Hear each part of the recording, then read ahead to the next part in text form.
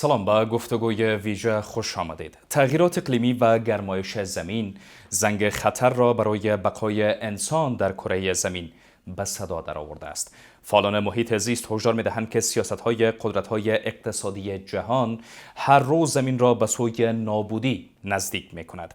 در این میان کشورهای کمتر توسعه یافته از جمله افغانستان شاهد تغییرات ویرانگر اقلیمی است.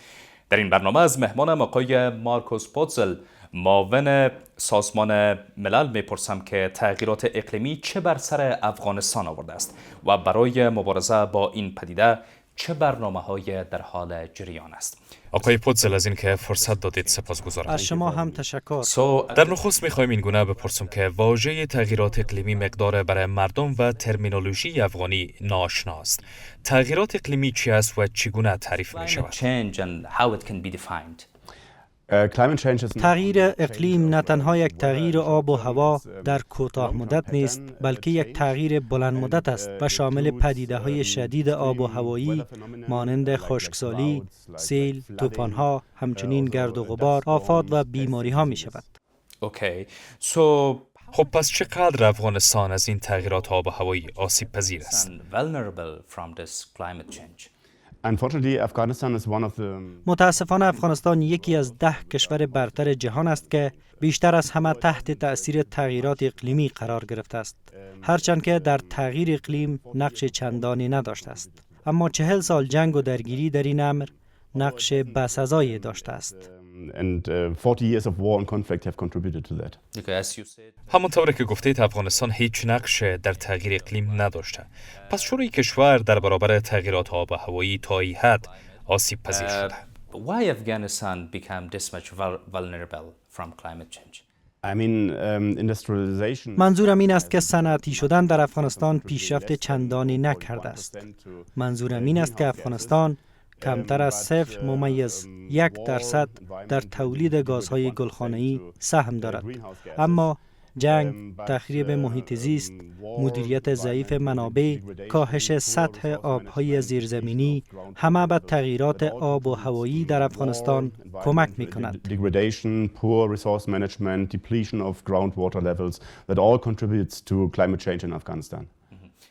آیا در افغانستان زیرساخت برای مبارزه با تغییرات اقلیمی وجود دارد؟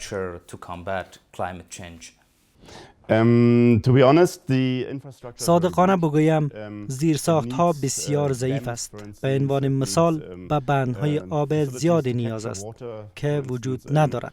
برای مثال برای ذخیره آب باید امکانات وجود داشته باشد. همچنین کانال‌ها آنها تا حد خشک شدند. بنابراین زیرساخت‌ها بسیار ضعیف و توسعه نیافته است.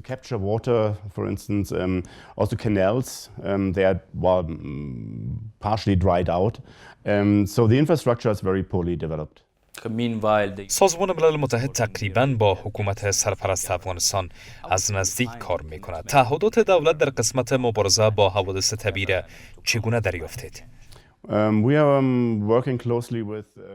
ما در حال حاضر همکاری نزدیک با آژانس ملی حفاظت از محیط زیست در نیپال هستیم.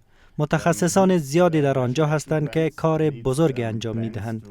مبارزه به اقدام ملی نیاز دارد. باید برنامه‌هایی برای مبارزه با تغییرات آب و هوایی ترتیب شود و ما به عنوان یوناما می‌توانیم مشاوره دهیم. ما به تازگی موفق شدیم نشست هفته جهانی تغییرات اقلیمی را به همراه آژانس حفاظت از محیط زیست و همچنین با سازمان‌های غیر دولتی محلی برگزار کنیم.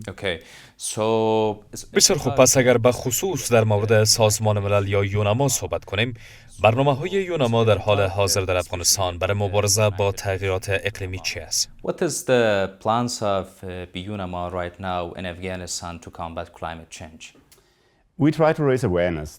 ما سعی می‌کنیم آگاهی را افزایش دهیم. این اولین مسئله است. مردم باید از تغییرات آب و هوایی آگاه باشند و باید آگاه باشند که برای مبارزه با این تغییرات آب و هوایی باید چیزی تغییر کند. همچنین همانطوری که گفتم ما از دولت در این مورد حمایت می‌کنیم، اما ما به عنوان خانواده سازمان ملل با تمام بودجه و برنامه‌های آژانس پروژه‌های ملموس مانند ساخت دیوارهای حفاظتی برای حفاظت از زمین‌های زراعتی را نیز انجام می‌دهیم. Tangible projects such as protection walls, building of protection walls to protect arable land.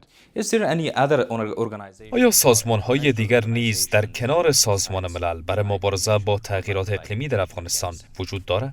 The United Nations Family خانواده سازمان ملل در این زمینه کاملا فعال است، اما همچنین تعدادی از سازمان‌های غیر دولتی ملی را در اینجا خواهید یافت. به عنوان مثال REHA که ما در واقع با موفقیت در هفته جهانی تغییر اقلیم با آنها همکاری کردیم. but also you will find a number of national NGOs here.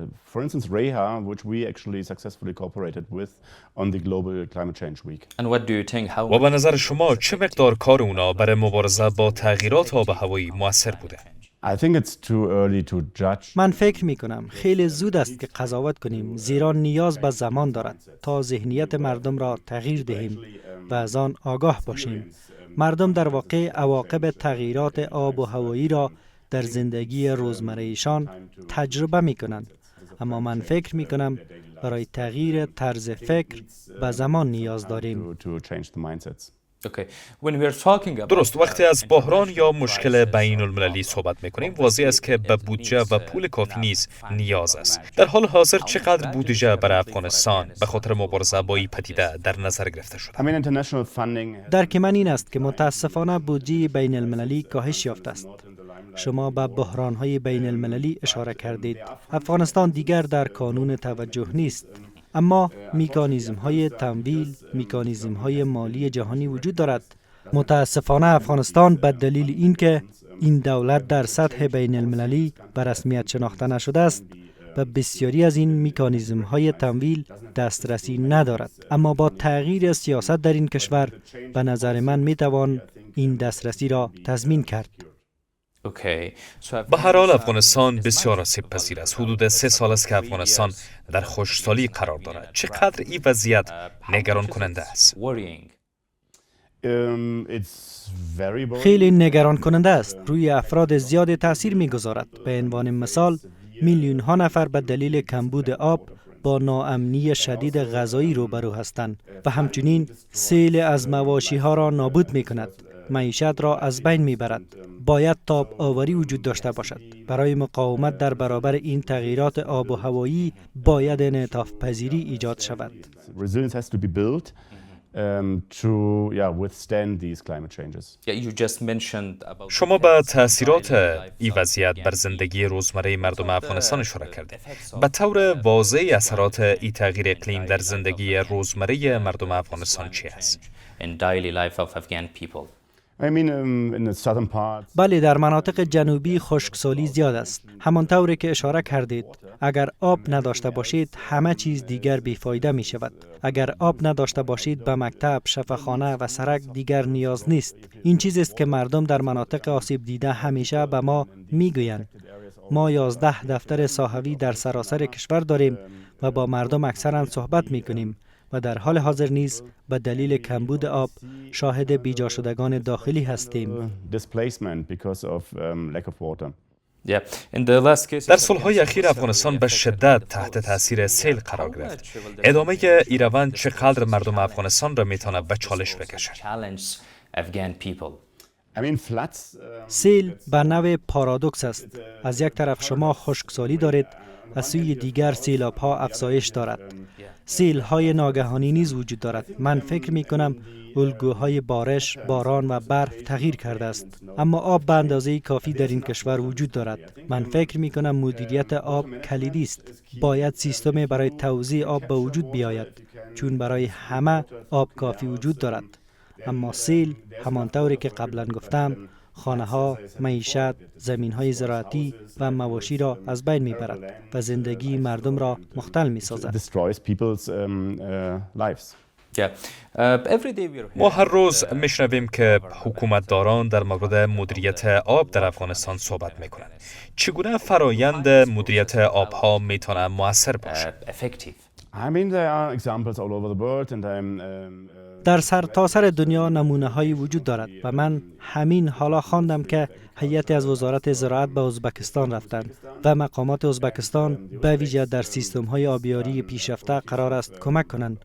آب نباید هدر برود چون می تواند میوه ها، سبزیجات را که نیاز اساسی است پرورش دهد. But can still grow fruits, vegetables, for instance.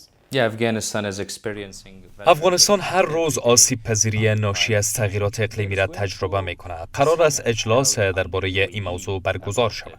به نظر می رسد که افغانستان دعوت نشده. دلیلش چی می تونه باشه؟ That's the 28 این همان کنفرانس طرفین کنوانسیون سازمان ملل در مورد تغییرات آب و هوایی است که به میزبانی دبی برگزار می شود. نشست در همین ماه برگزار خواهد شد. سازمان ملل از دعوت از افغانستان حمایت کرده است، زیرا ما فکر می کنیم که تغییرات آب و هوایی مرز نمی شناسد و مسئولیت همه در این جهان وجود دارد. متاسفانه امکانش نبود، اما یک سری رویدادها در طول سال وجود دارد. این فقط یک رویداد منحصر به فرد نیست و من تقریبا مطمئن هستم که در مقطع افغانستان نیز وارد خواهد شد. come in. بله، همین جلسه حدود 1 سال پیش به نام کاپ 27 بود. افغانستان در سال گذشته هم غایب بود. شما چه فکر میکنین؟ دلیل چه است؟